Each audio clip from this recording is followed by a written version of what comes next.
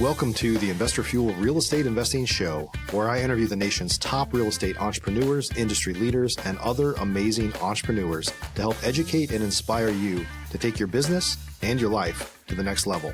My goal is to add tremendous value to you during every single episode of this show. If you get value, I'd love it if you subscribe on your favorite podcast player, subscribe on YouTube, and my very favorite, please share this with your community so we can impact even more entrepreneurs. Let's start today's show. Hey everybody, welcome back to the show. Today we're going to be talking about residential assisted living with my good friend Isabelle Guarino. So Isabelle, great to see you. I'm happy to be here. Thanks for having me on the show. It's always good to see you. You're always delightful. Well, I'm excited to talk about my favorite topic, but just catch up with you on all things real estate. Honestly, that's why I'm doing so many podcasts. I was like, for me, the podcast is just a way for me to catch up, either make new friends or often I'm mostly interviewing people that I already know or have known for a while. We haven't talked for a while. And so I use it as a way to catch up with friends and old friends and make new friends. And sometimes we just let people look over our shoulder and listen in on our conversation a little. That's the way it should be. So I like it. Yeah. So we're going to talk about residential assisted living today, and I've known about this for a long time. I was good friends with your father, and came to one of your events, like pre-COVID. So it's been a while. I mean, that was probably 5 or 6 years ago. Yeah. And I've been fascinated with this topic because as a real estate investor, you know, for somebody that has done a lot of wholesaling and fix and flipping, and I have some single family rentals, you're always like, there's more ways to make money with these houses than the way I've been doing it. And so whenever you hear of a way to like either get more in rent or do deals that you normally passed on because they didn't make sense for, you know, one of those three strategies I just mentioned, and just like I'm always fascinated with other ways to make money with real estate because there's a lot of them. Yeah. And this one is so unique that some folks listening to it right now might be familiar with it, but I think even if you are, you're going to learn some things. So maybe just take a moment and just kind of introduce yourself. Tell us about you, and then let's kind of jump into residential assisted living. Yeah, I think that is one of the biggest temptations. You know, when you are in real estate, it's like, oh man, how can I make more with this? Like, I'm making money, but I need to maximize it. Right. So, you know, that is part of the reason we got into this space, but also it was because my grandmother needed assistance in care. And so we had the own need in our family. So that was about, I think 14 years ago that she needed that care. And so we started looking for an option for her.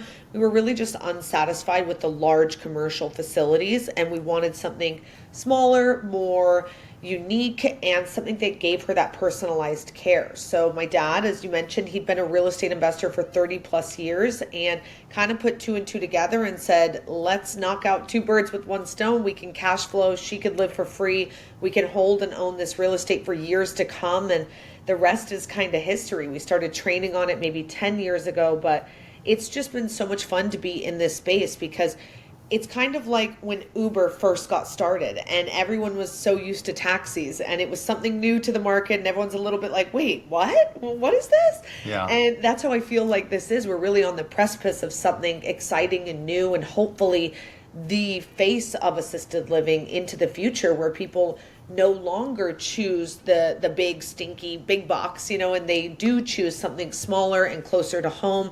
And for real estate investors, they have something to do with the real estate that maybe isn't cash flowing the way it used to and may never again unless they choose a new strategy. So I'm excited all the way around. Yeah, and I think about it too. I mean, I hope I'm not in an assisted living facility of any sort anytime soon. But when you realize, I've had a few family members that are in more of the institutionalized, you know, type big box type facilities, and honestly, whenever I go through there, it's sad. Like it's just like it doesn't feel. I've said it before. Like that's not how I want to go.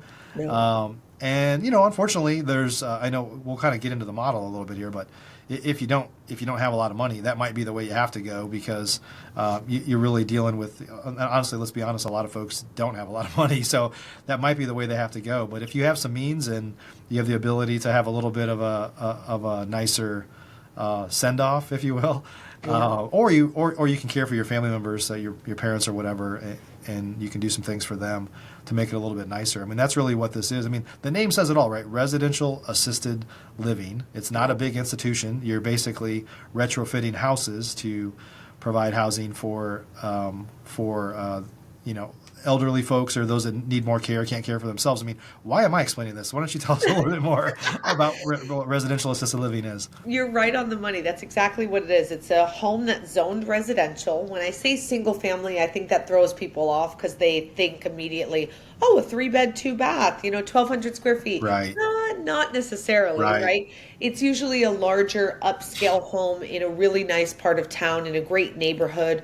Think 300 to 500 square feet per resident. And if you're allowed to have somewhere between 6 and 16 residents in the home, this is going to be a large home, Right. Usually, over 3,000 square feet is what we're looking at. So most of the seniors do want private bedrooms and bathrooms. So that's another thing. You're not really going to find a 10-bed, 10-bath on the market. You're going to have to buy something and renovate it to become, or buy land and custom build, or buy an existing RAL. So there's options on how you can get involved with it. But genuinely, it is a residential home. The neighbors are mom, dad, 2 kids, and a dog. But you are seniors receiving that 24/7 care with caregivers who are there on the day-to-day basis doing the cooking and cleaning and caring and activities and you name it. But the real estate part of it is owning the real estate, operating the business, and really just setting up those systems and that staffing so that you can be more hands-off and kind of passively cash flow in that way. Yeah. I want to jump more into the ways you make money investing in residential assisted. Before we do, let's talk about kind of the opportunity, if you will. I mean, we have a baby boomer population that's aging. I know your dad always referred to it as the silver tsunami. And I'm sure you still do too. It's a great phrase, but it's real, right? Yes. And let's talk about this kind of aging population and I guess the lack of housing that's available to them as that kind of as that big wave kind of rolls in. It's a huge opportunity because really what we're looking at is this. We're currently 1.3 million beds short. And really the silent generation is who's living in assisted living right now. There's only 47 million in that generation. The baby boomers, there's 76 million, and the eldest of the baby boomers isn't going to be 85 for another 5 years. So we're 5 years out from almost doubling the amount of seniors who need care and assistance. We're 1.3 million beds short, and they're projecting we're only building 70,000 beds per year. We have a mega crisis on our hands. We can't build fast enough. There's going to be the cost of care. You talked about that earlier, like who's going to be able to afford this? It's already gone up 87% over the last 20 years. And if the supply and demand continues in this regard that we're talking about, it's only going to skyrocket. Right. There's not enough room in the end, right? There's not going to be enough beds for everyone. So you're going to have to look for alternative solutions because it's going to be a pay to play. Whoever can afford can have a bed and everyone else is going to be tough luck. This is the biggest opportunity. It's like having a crystal ball in 2008. We would have all played differently. Or if you're too young for that, a crystal ball in 2020, we would have all played differently. That's what this is. It is a crystal ball. We can see what's coming. We know what's ahead. The numbers aren't going to lie. The boomers have been driving our economy for the last 70 plus years. What makes us think they're going to stop over the next 30? Like, they're not, right? It's the way the world works. It's just following the money. That's all this is. Yep. And let's talk about like who is that person? It's basically the person that can't care for themselves anymore. And it's variations of that, right? It doesn't mean you need tons of help, but I know there was a point where when my grandmother she kept falling down. She broke her leg one time. Like she just hit her head on a bathtub because she fell on the bathtub. Just like people that just can't really care for themselves. I mean, they can still do. There's variations, right? Of like they need a little bit of help to they need a lot of help, right? Yes. Typically a senior moves into assisted living because they need help with 3 to 5 ADLs, activities of daily living, which is like everything we do from the moment we get up out of bed to the moment we go to bed. So brushing our hair, brushing our teeth, bathing, toileting, eating, taking medication. So that's exactly it. Just like you're saying, hey, your loved one, they needed this assistance because they needed help maybe getting up and walking and moving around. Right. Trip hazards were more dangerous at this point in life, and it's just no longer safe for them to live at home alone. Yeah. It is not Golden Girls, right? For mature women who just need minor help with changing a light bulb or landscaping, right? That's not what this is. They need assistance. They cannot live alone safely. And unfortunately, 70% of us are going to need daily care for an average of 3.5 years. Right. It's really not something we can escape. And as much as many of us say, like, oh, I don't want to go into assisted living, could it be me? Like, I'd never, it's actually, if you change your mindset around it, it's a blessing to be able to live that long that you need assistance in care. Yeah. Many people won't even make it that long. And if you do, odds are you probably will need that assistance in care. So you may as well set yourself up by getting yourself a home that you cash flow on now and you can go into later and know you'll be taken care of just the way that that's you amazing. want. That's one of the things that I thought about. I was like, wow, could we buy something that is an investment for us now, but eventually it's something that we utilize ourselves? And I'd be like, me, I've got masterminds and inner circle, and I got to make it a private club. I'm going to be running a mastermind in my 90s with the people that I want to play bridge with or whatever. I love it. I love it. You should absolutely do that. Yeah. I guess an option for people is to stay in their own home and get care, right? But that's probably the most expensive option is if you had to have care. I mean, one of the benefits of this is if you said there's 5 to 10 or 15 even people in one of these homes. I've been to your houses, by the way. For those that have never seen this, these are like luxury houses. They're usually ranch style, and you're kind of building on in the backyard. You don't generally need huge backyards because these folks are inside most of the time, right? But you just find ways to either convert the garage, or you find spaces, or turn huge bedrooms maybe into 2 bedrooms, and and that's kind of how you get more people into a house, right? But let's talk about, I guess, the affordability of this, which I know this is not cheap. Like the cheapest is going to an institution and let the kind of quote government take care of you, which. If you want the government to take care of you, I mean, you're probably not watching this show right now. And then there's I'm super wealthy and I can have people just come to my house and just care for me only. But this is kind of like fractionalized care, really, right? Yes, it is that in between, because right now, Medicare, Medicaid, depending on your state, right, is paying out about $2,000 a head. So that can barely afford food and rent these days, let alone paying someone to care for you. So the quality of care in those government funded, homes or facilities, it is, what $2,000 a month is going to get you. It's not good. It's rice, beans, hot dogs, and crappy care, if we're being honest, Yeah. And the other end of the spectrum, if you are wealthy enough to say, hey, I'm going to have a caregiver come and, live with me or come in and treat me 24/7, if that's what the assistance you need, average cost right now is $33 an hour. So if you need 24 hours a day times 30 days a month, that's almost $24K just for care. Not your mortgage, food, activities. So it's going to cost you more than $25,000 a month just to stay at home with that one-on-one care. Assisted living average costs in our country to right now today is just below $5,500 every month. Okay. Now, some listeners, I'm sure, have loved ones in assisted living, and they're like, what? That is so cheap. And it's because of what I just said. It includes those on government funding as well as those in private pay, and it's bringing us to a middle number right there. Okay. So we focus only on private pay residential assisted living. We're seeing rates probably, I'm going to say most of our students and most of our homes are in that 7,000 plus range. But if you need memory care, that costs more. If you're a 2-person assist, you're overweight or something of that nature, that's going to cost more. If you're taking a ton of medications, that'll cost more. There's so many factors involved, but we're really seeing, average in that mid 5s. And unless you're going to be relying on government funding, that is the best option. Yeah. Yeah. And one of the things that so I came to you guys have a 3-day event that you put on periodically, and I came to that 5 or 6 years ago, I think, roughly, and learned a lot of things. I mean, I've been in the real estate space for a long time. I knew you and your dad, but there were some eye-opening things that I was new to me, and one was the idea of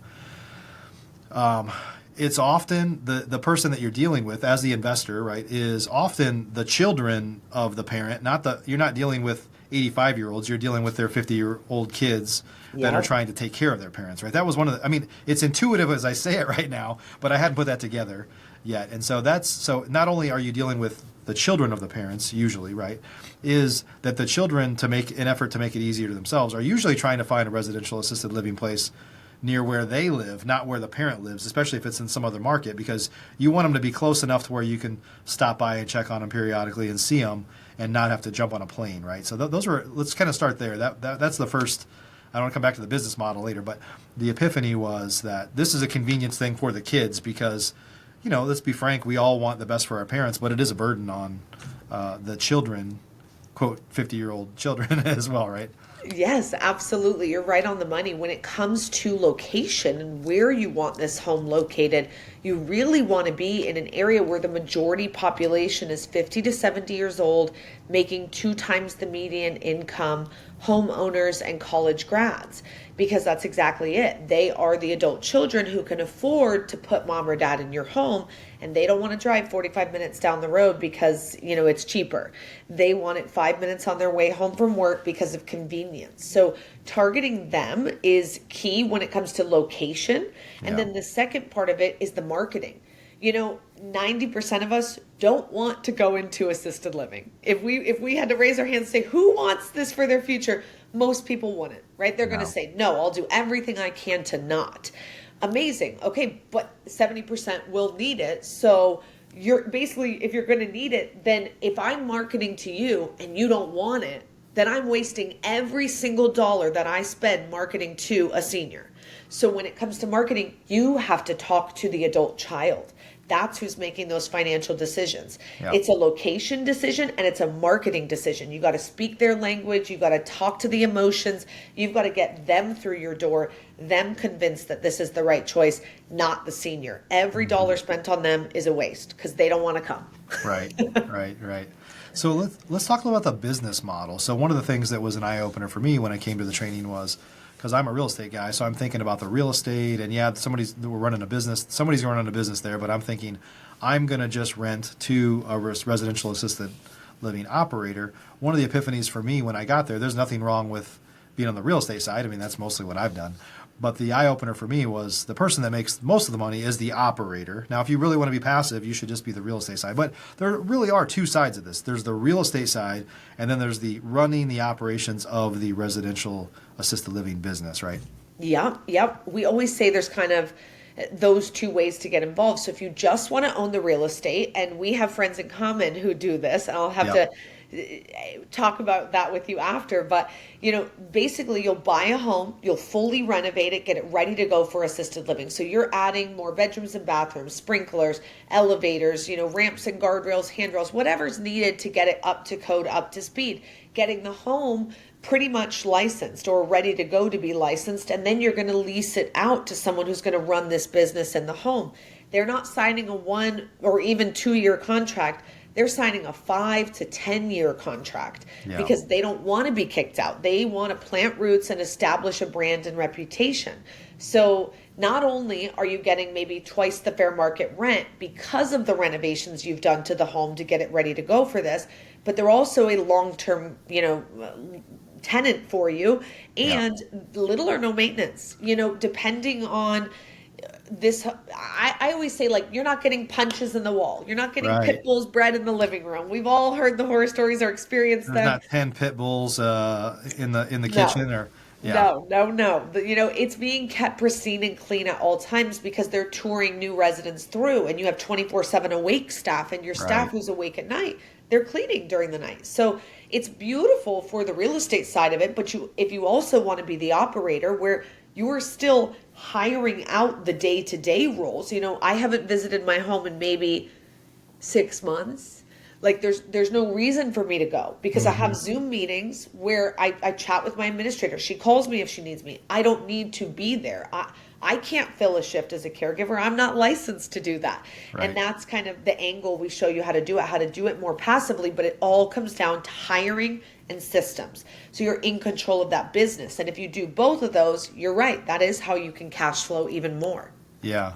And we could talk about this probably all day, but the operations side of the business is ultimately, we'll talk a little bit about let's get into the regulations a little bit. I know it differs by state, but you really can have more. I mean, they don't even necessarily need to be a nurse, right? I mean, they can be like a nurse, I don't know what they call them, CNA, like a nurse's helper. There's other things. I'm sure it's different in every state, but the operations are are really not as complex. I mean, it's a complex business, but you don't have to bring in super high level people to run this thing for the most part, right? Correct. You're hiring a licensed administrator who might be an LPN or a CNA. So you're not paying a full nurse's salary at all. Yeah. The licensed administrator is kind of like your property manager in the real estate world. Right. So they're running all your day to day, you're hiring, firing, scheduling, onboarding, all of that. They're also doing marketing and tours for you and welcoming new residents. They kind of manage really everything that's happening within the home, and they hire those licensed caregivers who do the day-to-day work with the seniors. So the caring, the cooking, cleaning, laundry, et cetera, et cetera. Yeah. So you as the owner operator, all you're really doing is managing that administrator who's managing them. And it's a system, and it works itself down. Yep. So that's why you don't have to be in the home, because when I say it's passive, everyone's like, this isn't passive, it's so hands-on. Yeah, it's hands-on for someone, not for me. Right. Because that's how I built it. Now, if you want to go work in the home every day and do that, do you, right? But we show you how to do it the most hands-off so that you don't have to do that. You're not building yourself a job. Yeah, that's great. Yeah. And let's talk about, I mean, I know that some markets are better than others. Some states probably have more regulation than others, or limitations and things like that. So what are kind of some of the best areas to do this in? And then let's come back to the worst. People always ask this, and I think it's so funny because I'm like, hey, raise your hand if you're getting older or know someone who is, right? Like, we're all aging and we'll need this care. And if you grew up in Boston your whole life, you're not moving to Florida just because you turn 90 and you need care. You're probably staying in Boston. You might move when you're 60 or 65 because you want that change and that retirement, but not once you're 90. So there's opportunity everywhere. But what I will say is, nothing's easy, but easier states to do this are states where the groundwork is already laid. There's already thousands of these homes. So your Floridas, your Texas, your Arizona, your Ohio, your Georgia, your Wisconsin, Maryland, all those states have tons of these care homes. And so it's a lot easier to just follow the rules and get it done. But I will say the most opportunity, I believe, is in the Northeast. So our students are the first students to open homes in Connecticut, Delaware, New Hampshire, and Rhode Island. The first smaller care homes. They had big boxes, no small care homes. Their homes are full with waiting lists. People are basically saying, I'll pay more than him if you let me in. They're begging to come in. There is so much opportunity in the Northeast, and people want to avoid it because of regulations. But if you're willing to jump through those hoops, it is like open field out there. So I love that for those people who are willing awesome. to put a lot of times people think, I mean, I live in Texas. It's a great state for sure. But there could be a lot more competition here, a lot more opportunity. But if you're willing to do, I always say this, like, be willing to do hard things, because a lot of people are lazy and they don't want to. So if you're willing to go crack the code on that, then you're going to have less competition. So do your hard first, and then things will get easier, right? 100%. That's interesting, yeah. And there's a ton of people that, live there and just don't want to leave, right? I mean, you can say that about anywhere. You can say that about the middle of Iowa, probably, right? Exactly. We need them everywhere. So don't think like, oh, no one wants to live in the cold. Like, if they always live there, they're going to keep living there. Yeah. So how about this opportunity is everywhere? Are there, I don't want to say like states to avoid or whatever, but is it typically as simple as like business-friendly states, which just tend to be more red states, honestly, and some of the states that are known for more regulation and more bureaucracy and stuff like that? I mean, if you know what those states are, is it as simple as like those are the states that it's easier or harder in?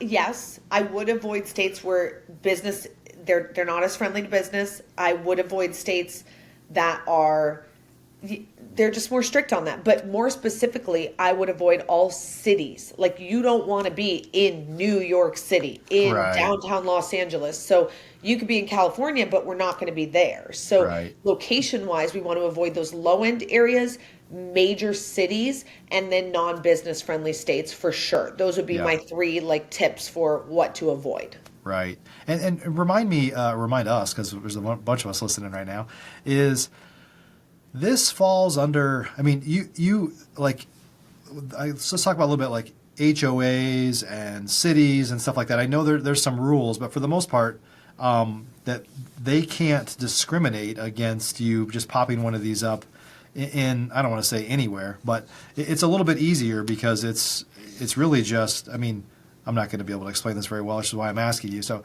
I know that it's a little bit easier than what most people would think to just pop these in a neighborhood because it is residential living. It's not a commercial business. Am I saying that right? Or You are. And because of the Federal Fair Housing Act, we are a protected class. Okay. So no state, city, county, angry neighbor, or HOA can say no. And they can't not allow you to do this, and they can't kick you out once you're doing it, which is a beautiful thing when we compare ourselves to like an Airbnb where cities are just coming, laying down rules and screwing Airbnb owners. Like, that sucks. This is a federal law that will trump anyone. Now, that all to be said, that it does not mean that an angry neighbor or an HOA can't try to tell you no. They can still try, but you have the legal backing and power of the RAL National Association, who will fight for you and basically use that federal law to say, sorry, you can't, good luck. Yeah. And it's an amazing thing to be protected in that way. Yeah, when I visited your houses, we went to, I think, 3 different houses.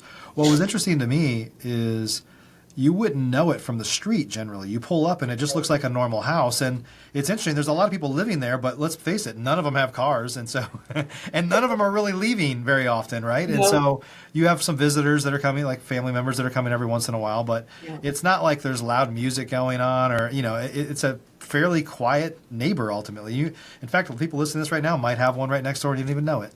100%. People don't realize that we even are here because you've probably driven by 1,000 times and not recognized it because there's no big sign. And just like you're saying, I think we're good neighbors. You know, a lot of seniors, if you ever do visit a home, they love looking out the window and like seeing what's going on in the neighborhood. We are neighborhood watch. Like, you know, you want to see what's going on. We are the Nest camera. We got it all. Yeah. So, you know, except for the muscle, maybe. Yes, but at least we saw something. You're going to see it, but not necessarily enforce it. Yes.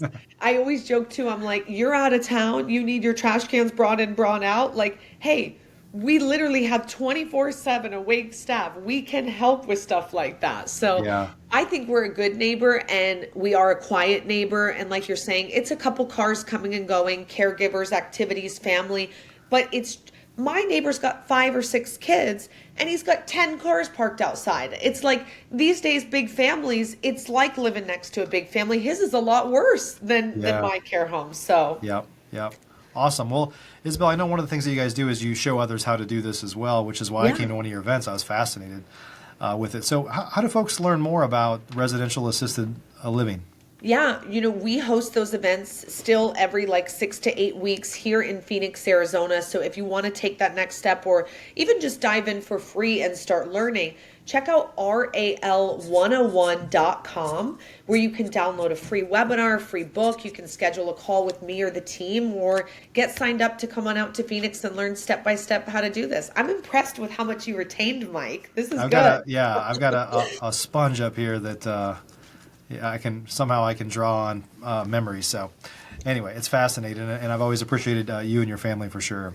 Oh, thanks for having me on. It was good to chat. Yeah. So guys, check out RAL101.com. We'll add a link down here in the show notes to learn more about it if it makes sense for you. Even if you're not, mostly people listening to this are professional real estate investors, but even if you are not doing this and you're like, you know what, maybe I should start to do this and plan for my parents and myself and all that stuff, that could be one of the best investments, is just investing now in something that could be paying you that you don't have to pay down the road. You're just being subsidized. It's like having a roommate. It's like having a bunch of roommates, right? There you go. Yeah. Awesome. Well, Isabelle, thanks so much for joining us today. Thanks for having me on. Appreciate it. And everybody, hope you got some good value today. There's good stuff here. Lots of ways to make money in real estate. And this is a fascinating one that the opportunity is not going away because of the silver tsunami. So appreciate you guys a bunch. We'll see you on the next show. Thanks for joining us for today's show. You can learn more about the amazing benefits of the Investor Fuel Mastermind community, including surrounding yourself with hundreds of other rock stars, 100% financing on your deals, and members-only discounts from vendors you're likely already using that, as a member of Investor Fuel, will save you more than the cost of your membership. Visit investorfuel.com to learn more. You can also check out the show's notes for access to free resources, how to get access to world-class lead generation, and even how to work with me directly one-on-one. Don't forget to subscribe so you never miss another episode. See you on the next show.